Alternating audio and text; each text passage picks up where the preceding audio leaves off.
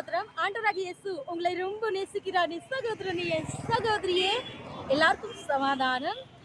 யாரு ரொம்ப செழிப்பாக இருப்பார்கள், பாக்கியவானாய் இருப்பார்கள்னா, கர்த்தரோட வேதம் சொல்லுகிறது, சங்கீதம் 1வது அதிகாரத்துல, கர்த்தரோட வேதத்தில் இரவும் பகலும் தியானிக்கிற மனுஷன் பாக்கியவானாய் இருப்பார்கள். எப்படி என்றால், நீர்கால ஓரத்தில் நடப்பட்ட தன் காலத்து தன் கனிகளை கொடுத்து இலையுதிராத மரத்தை போல் இருப்பார்கள். ஆமாங்க. இப்ப காரியங்கள் எப்படின்னா, தன் காலத்து தன் கனிகளை கொடுப்பார்கள் என்றால், நீங்க நினைக்கிற காலங்கள்ல தேவனிடத்துல நீங்க ஒரு மனமாய் இருந்தீங்கன்னா, உங்க காரியங்களை கர்த்தர் வாய்க்க செய்வார். அது வேலை இடத்துல இருக்கட்டும், எந்த ஒரு நன்மை காரியங்களா இருந்தால் கர்த்தர் அது வாய்க்க செய்வார்.